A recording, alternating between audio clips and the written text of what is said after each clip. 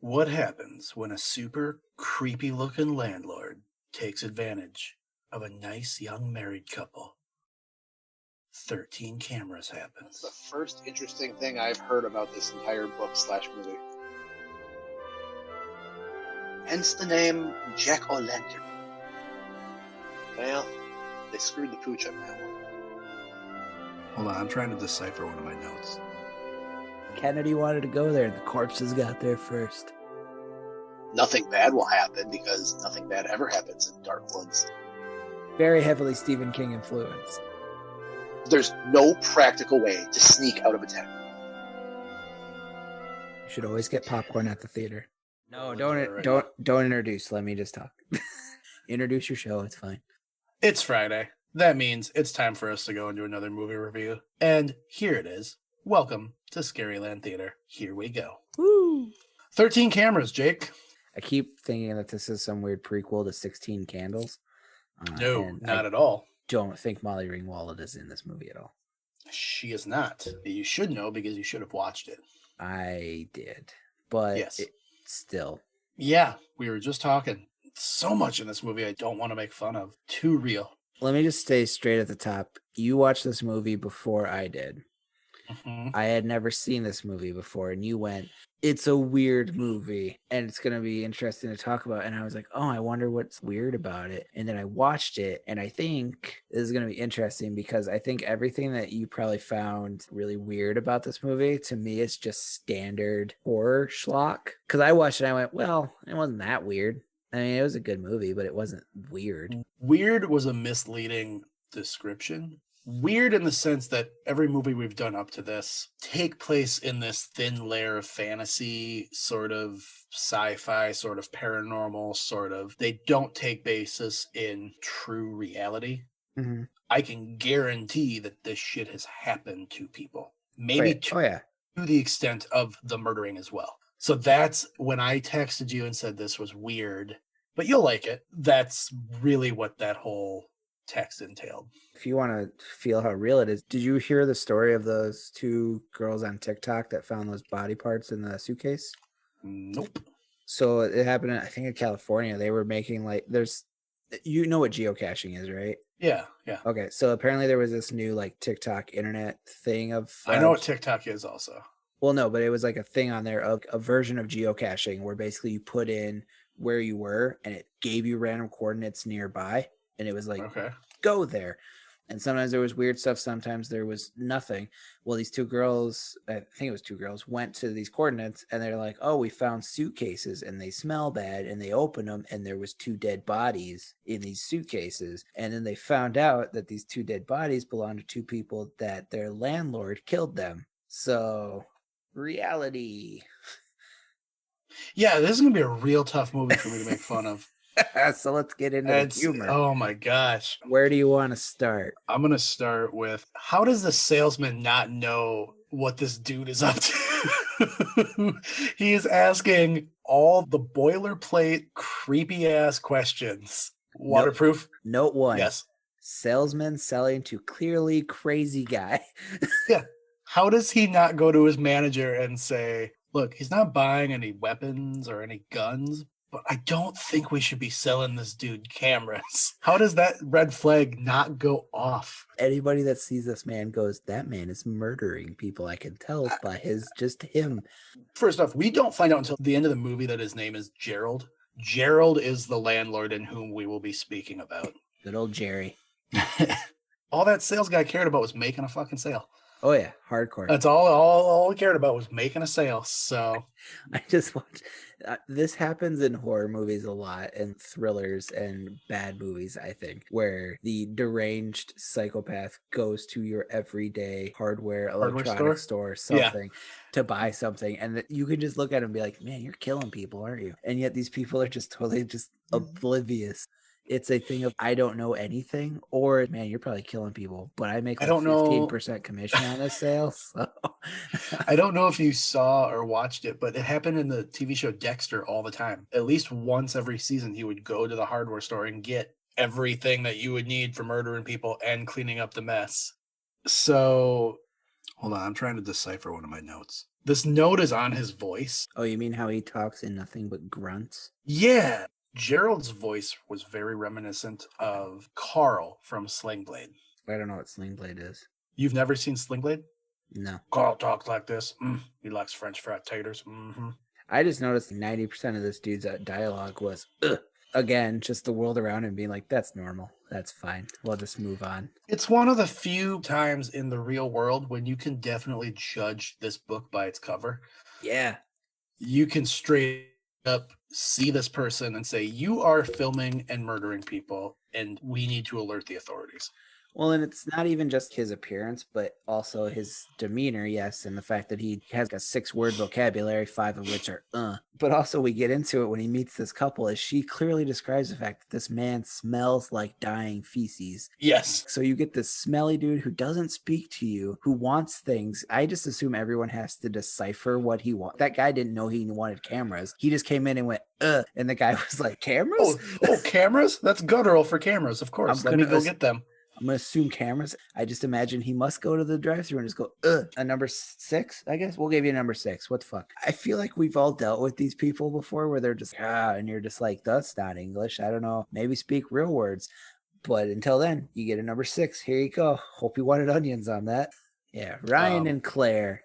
They were the perfect depiction of a real relationship in my eyes. Wife is pregnant. Dude is just, okay. What? Okay.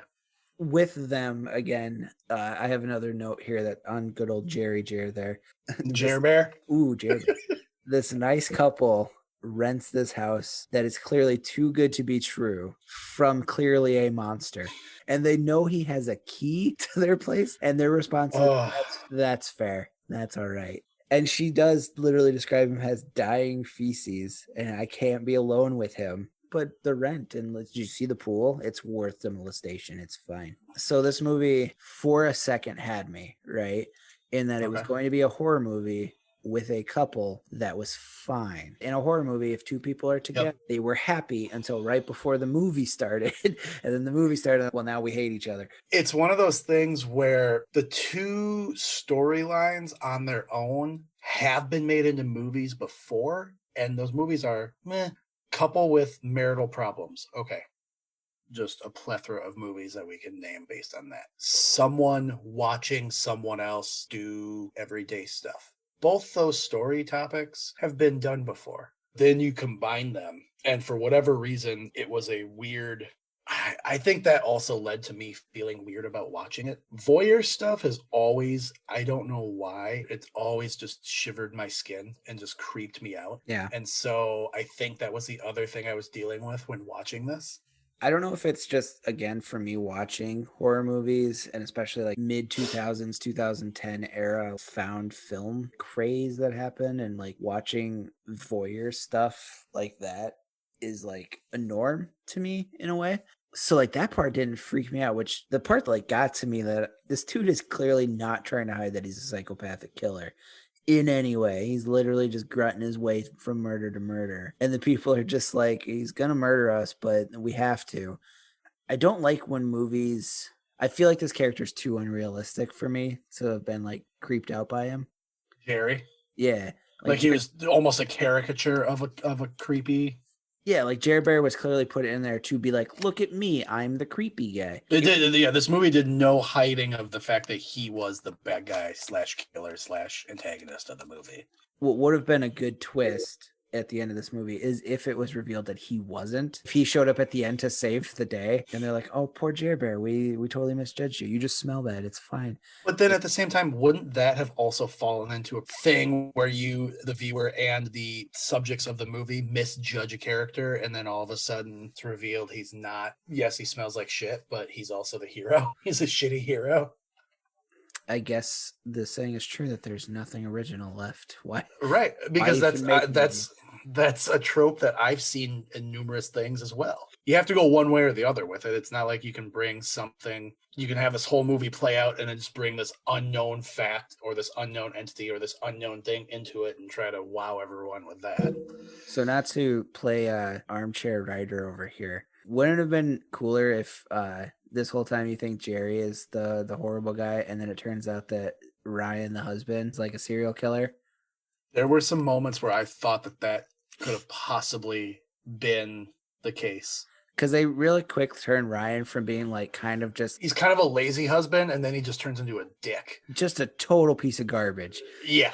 They do a really good job of making you hate him real quick. Not only are they like, look, his wife is pregnant and he's cheating on her. Oh, he's also a dick to the girl that he's cheating on her with. Yeah. I kind of feel like that's because, not to spoil the end of the movie, he dies at the end. And I think that it's literally a case of, well, if we're going to kill him, we have to make people kind of go like, yay. Yeah. Because if they made him like a super nice husband guy and then he died with everything else that happens at the end, they'd be like, man, I can't handle that. But they kind of latch on to like, but at least Ryan got it.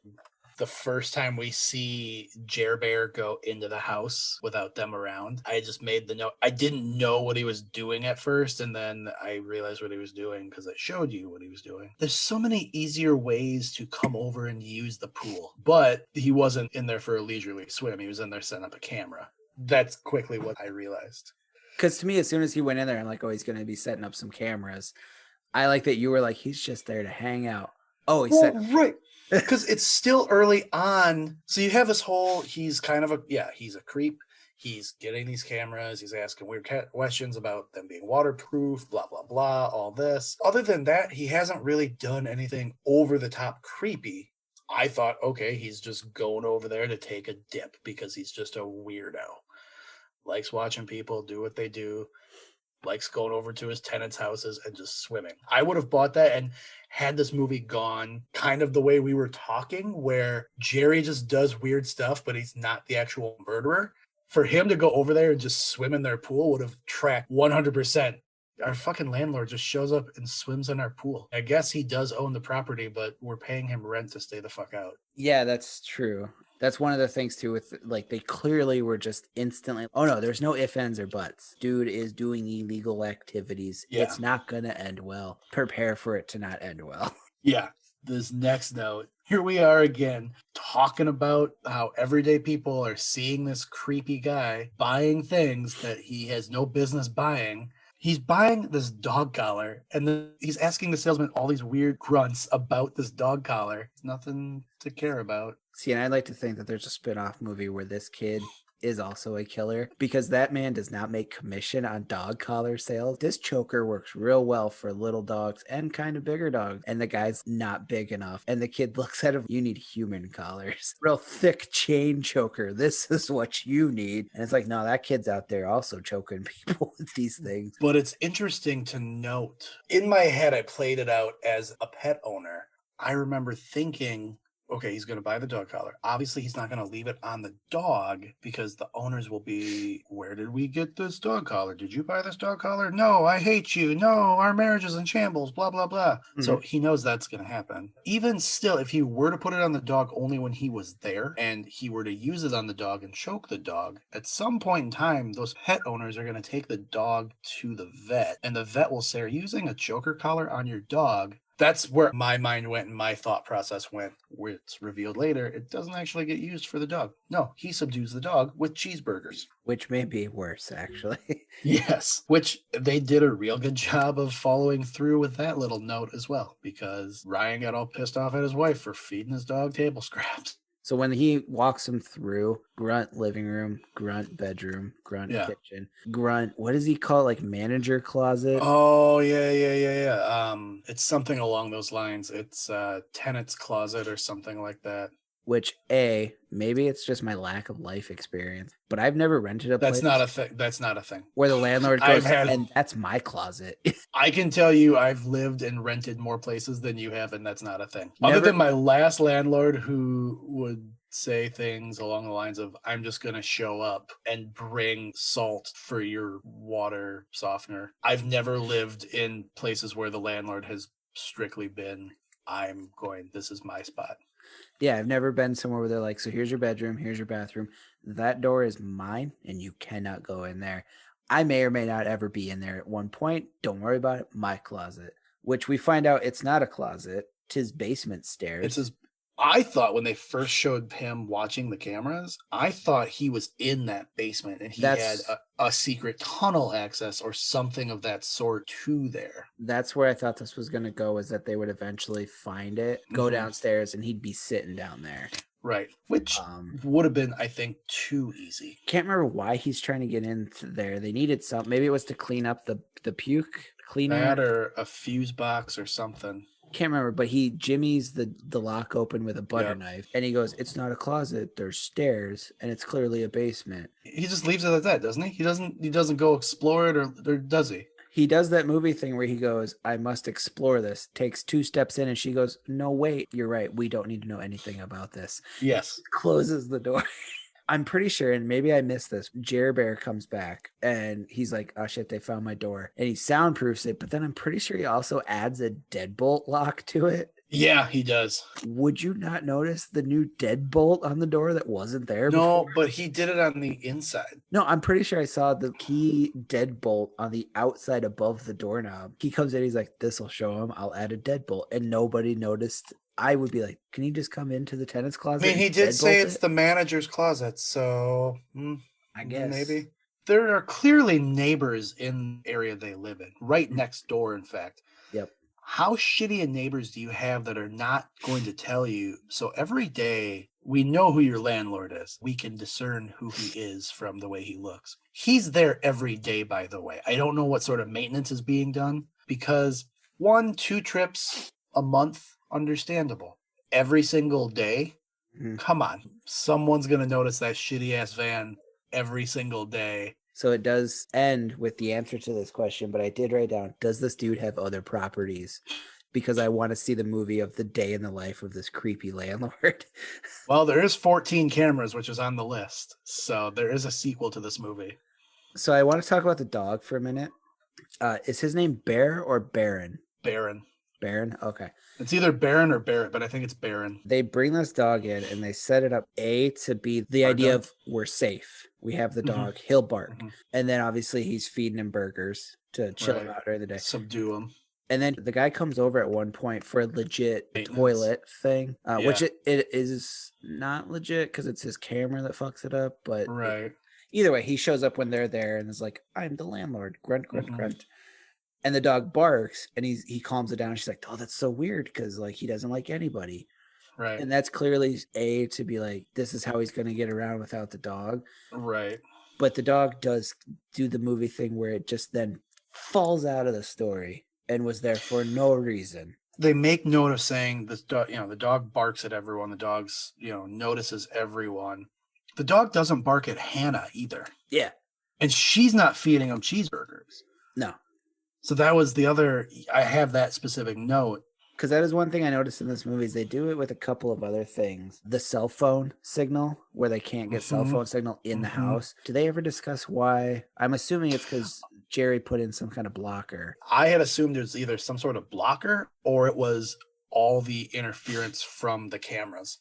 Okay. So that's where my head went with that, even though they never explained it as a plot device. But one big thing with that is, so they're like, we can't make phone calls inside the house. Can't do it. Not an option. But there is a point where, because as we go through, we'll talk about Ryan's devolving affairs relationship. Affairs? That's not a word. He destroys Claire's phone so that she can't get phone calls, which leaves her, as far as we know, because they never state otherwise, without a phone to make contact. But then she clearly calls her friend at some point.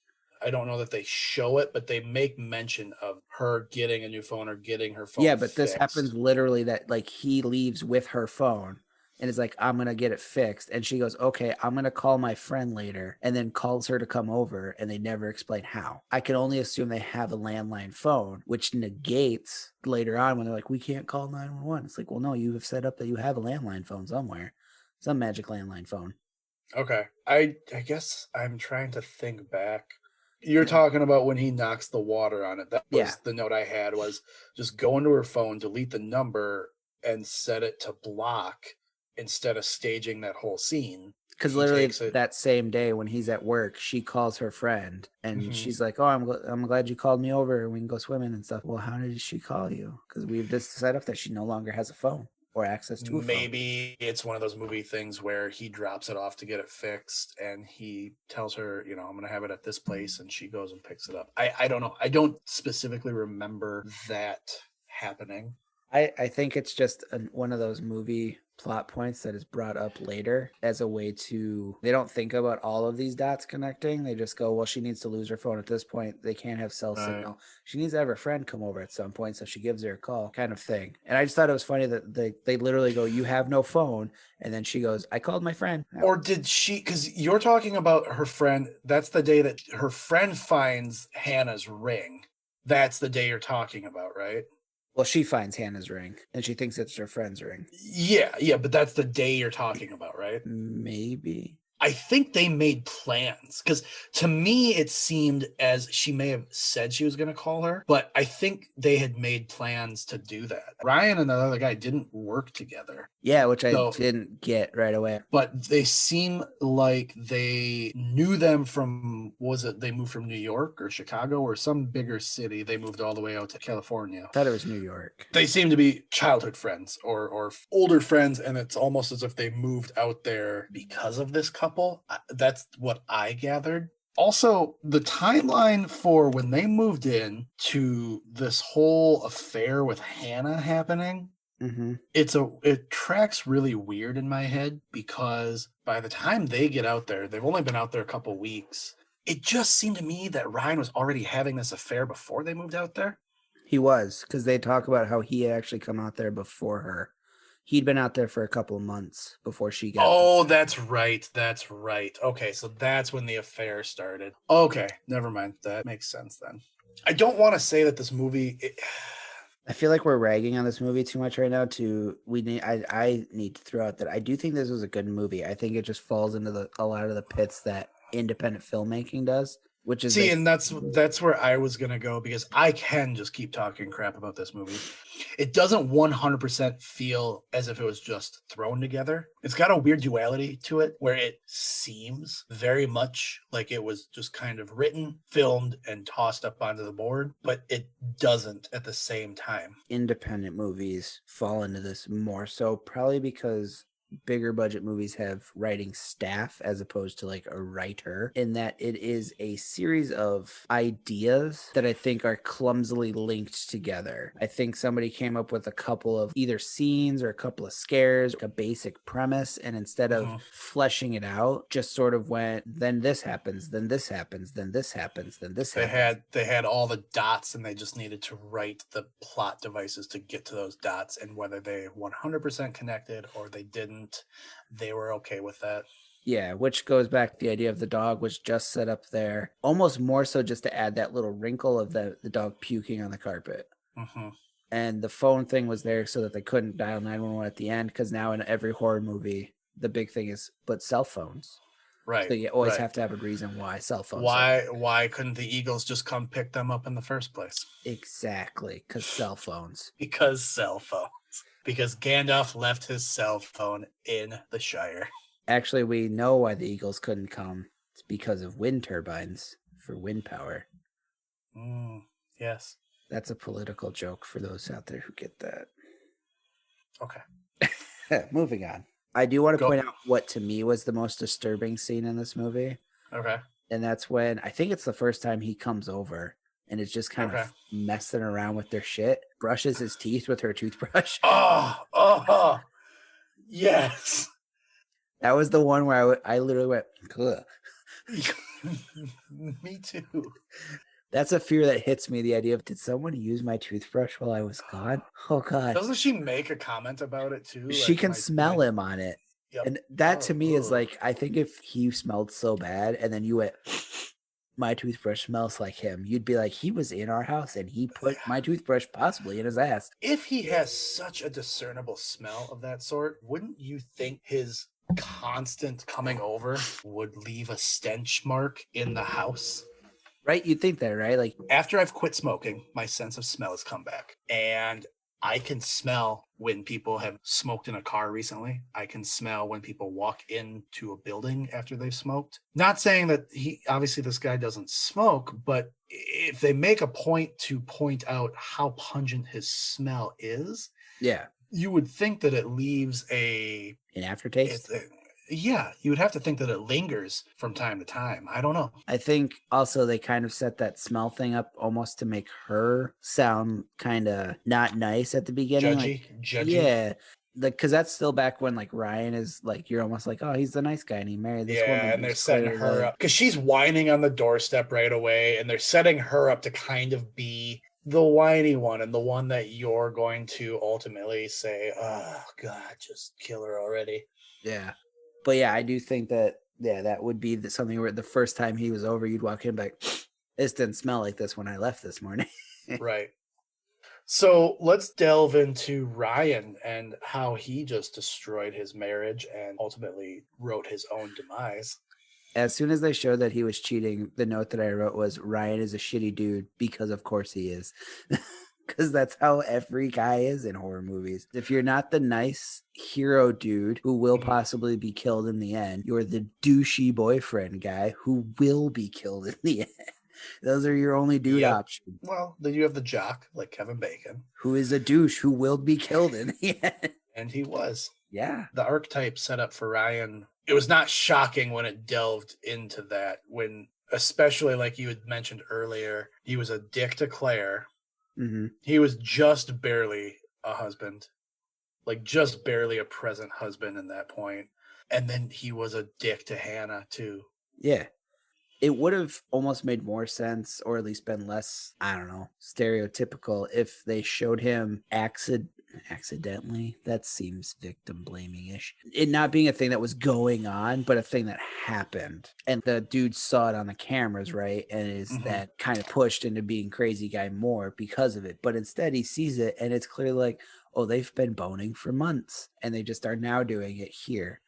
I also have a note that at one point he talks to Hannah like a dad. She's like, I'm going to come there and talk to your wife. And he's like, don't you come here. You do not come here. He gets straight dad voice on her. She was a bit of a nutter butter, too. See, and I can't tell, was she? Because she's like... I don't know. She's a bit of a wild card for a character for me because she finds out that Claire is pregnant. See, that's the other thing to up Ryan's douchery is he's cheating on his wife, but doesn't tell the woman he's cheating with, like, by the way, she's also pregnant. Yeah. And then she comes over, and there were plenty of times that she could have contacted Claire. Well, she tries. That's the block number that keeps calling. Yeah, that's the block number. And Claire's got her number because that was the device they used.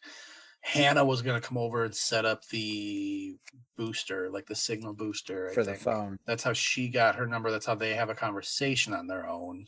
I do like that Ryan, being the douchey idiot that he is, we'll get a signal booster and I'll have my assistant, who on the side he knows is he's cheating with, come over and put in this signal boost.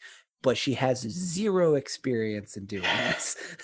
Not only that, the assistant whom you're cheating with, I will have come over and they will be one-on-one, my wife and my affair.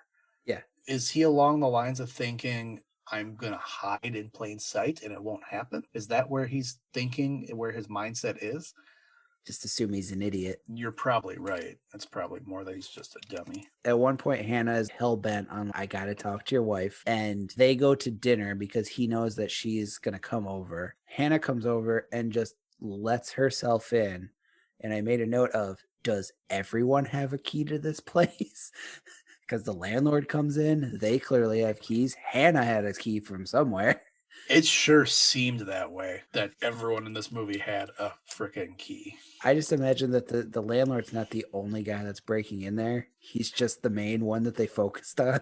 It's just a flop house. I did notice the dog did not bark at her. She was in there by herself and the dog did not freak out. But maybe the dog was just used to people coming in at that point. I guess, yeah. He thought, stranger, cheeseburger. Ooh, yeah. For Jerry's credit, he at least understands, Pavlov's dog's theory. I'm curious about something, because at this point he goes and he attacks Hannah, and that's when we find out what the basement is actually for. Yep. And did he do this because he clearly has an obsession with Claire? That becomes evident. So my question is, did he do this as this woman is wrecking your marriage, so to protect you, I'm going to get her? Or did he do it because Hannah kind of looks like Claire? And so he was like, well, if I can't take you, pregnant lady, I will take this one for now. Because he does give her some of Claire's clothes, but I wasn't sure if that was you need to put other clothes on or if it was Right. like a thing of like, this will make you look even more like her. That's a good question. Because he literally has no reason to attack Hannah. I don't think she Okay. finds anything of his. She might open the basement door, but I don't even remember if that's the thing. I think he just sees that she's alone in the house, and so he goes and attacks her. Yeah, the more I think about it now, the more I also started wondering that myself, what his motive was for kidnapping Hannah. Because then they also, the weird thing, and they do something kind of cool in this movie where they start showing you him looking back at footage, showing other angles of events, and then he rewinds it back and stuff. And one thing they show is him putting her body in the van, only to then bring it back into the house. I guess I missed that part. He attacks her in the house, and then I'm pretty sure he takes her down into the basement, but then they show footage later of him taking something into the van. He backs the van up, and there's a giant dripping trail of blood. I don't think that was blood. I think that was motor oil or brake fluid. And I don't think he was putting Hannah in the van. He, at some point, had again gone to the hardware store to get reinforcements. And this was before he got Hannah, but he had gone in there to get reinforcements for what he chained Hannah to. Right. That shot of the van backing out was directly following him attacking her. So I assumed it chronologically. Yeah, because that was the together. night they went. That was the night they went to dinner, and I remember thinking to myself, these events had to have taken 4 to 5 hours to transpire to go get something. And the other question is, how far away does Jer Bear live from this house? Because he seemed to get over there pretty quick when he knew they weren't around. Yeah, and Hannah didn't show up right after they left either. You know what he did, though, is he moved Hannah's car. Yeah. I don't think he put the body in the van. I think it was just the way it was edited. Well, now, too, because that makes sense. If that was not blood, I just assumed it was blood. No, it was something leaking in the car. Because then my brain also is now thinking like maybe he didn't put Hannah's body in there. Maybe he had a different body in there. They oddly enough don't ever show you the basement until they put Hannah in there, right? Mm-hmm. But they allude that something weird is going on. So were they trying to play up that that's where he was when he was watching the cameras? Or is it because he's put bodies in there before? It could have been the bodies of the prior tenants. Yeah. Because they make note of the prior tenants vanishing. Yeah, well, and I mean, even at the end of this one, he ends up calling the police to report these people missing. Right, to get himself free and clear. Yeah, because now Hannah's chained in the basement. She tries to escape, and he has to break in the middle of the night when Claire's there alone because she eventually kicks Ryan out. Did he end up staying with his buddy, or he probably went to the YMCA? Well, he did that weird thing where she put his stuff outside in a bag. He picked it up, and then he sternly set it back down and walked away. That was a weird thing. Yeah, because I know his buddy was not having his shenanigans anymore with the affair. I wouldn't think that was where he stayed. Obviously, he's not staying at Hannah's, so... I thought that scene made perfect sense in a movie where they were trying to set up that Ryan was a bad guy. Because he's like, well, I don't need these. Ominous thing. I only need one pair of pants. It's fine. Yeah, I have to go sleep at the office. I don't know. And also, why would you just leave your bag of stuff in the front yard? Like, even if you were like, I don't need these, I'd be like, well, but it's my stuff. I'm going to take it, at least in my car. At least I've got my stuff, yeah. You got Hannah downstairs, then the setup and the building of the soundproof and all of that stuff makes sense. He didn't plan on the capturing of Hannah or the kidnapping of Hannah. So what was his initial plan? Was it to get Claire, keep her down there, and then kill Ryan, get new tenants, just repeat that cycle? See, that's why I'm thinking now that what he put in that van was a body from somebody else that was down there. And this house is like a continuous rotation of, I rent to people. I like that one. That one goes in the basement now. And the other one gets disappeared. And then he's like, oh, I like this one. I have to put her down there, though. But occupied. We'll just get rid of that one. They show him going to a different place where that was Claire, right? That was chained up at the end. I do believe it was. Well, because he kills Hannah. Right.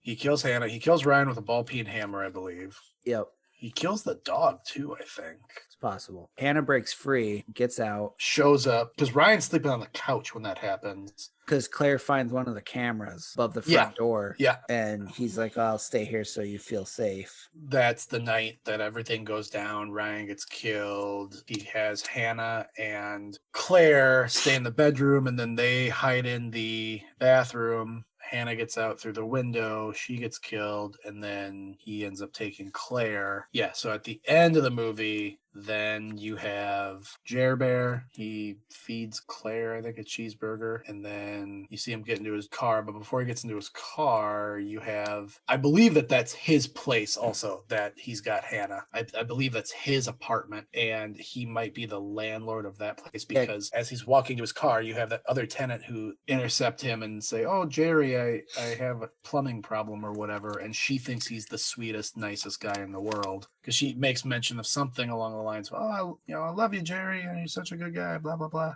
And then Jerry gets in the car, and we see that he now has a little baby. One thing I do want to know: so he kills Hannah and Ryan, and he grabs Hannah and or not Hannah, Claire. Originally, he pulls her downstairs into the basement. And one thing I noticed was they clearly, for tasteful reasons, left out her going down the basement stairs. Yeah. Because that was a thing that happened. He didn't carry her. He dragged her down. Yeah. Well, and they show it for so long. Like, they show him clearly going in. Her body disappears. So I'm like, where's the as she bounces down the stairs? But they apparently chose to left that part out. The cops that show up there just don't. They just don't care. Yeah. They're just kind of like, "Well, they skipped out on your rent for the last 5 weeks." He grunts his way through a conversation with them, and they think nothing of it. This also made me think, so I brought in a little bit of my real world knowledge here, right? And they go down into the basement, like it's all like normal now. And he's like, "Oh, it's just grunt, water softener, grunt, grunt." Both cops go, "What is that smell? Oh, it smells so bad." It made me think back to the police reports with John Wayne Gacy.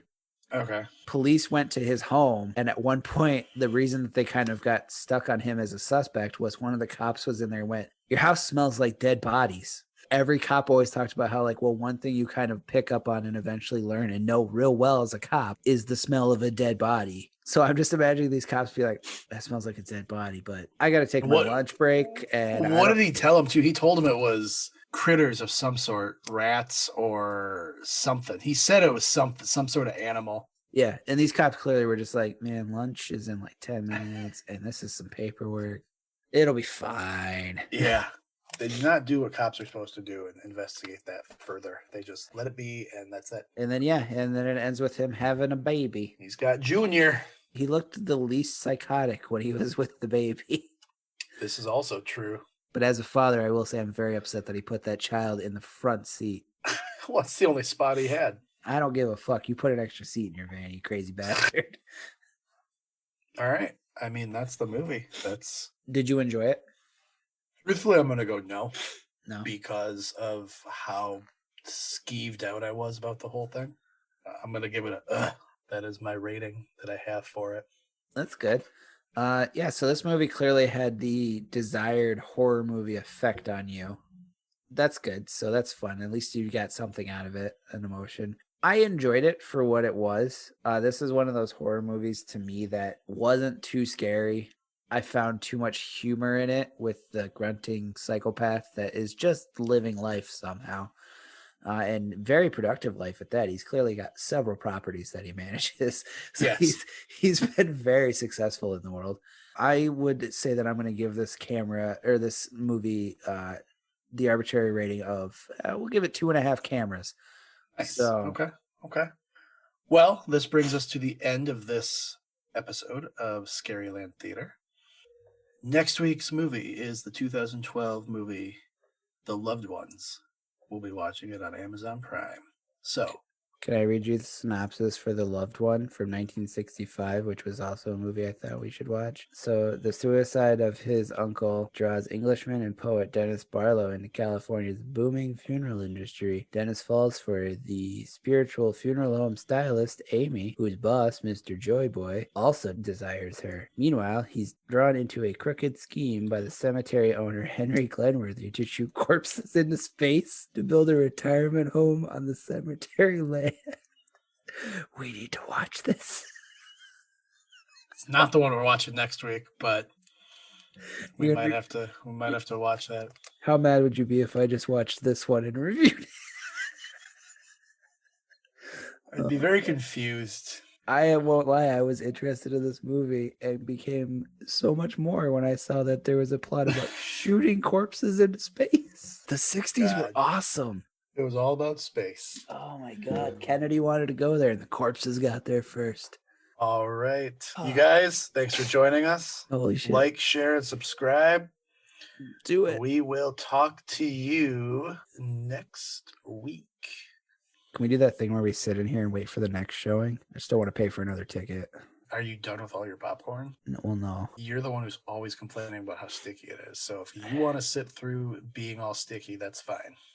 I mean, there's I'm down. I'm down to not pay for it. Why are we paying for tickets in our own theater, by the way? It was a joke reference to multiple showings. Oh, I get it, but I just don't know why we're paying for tickets. We got to talk to management about that. There's management? I don't know. We'll figure it out by next week. Okay. See you guys.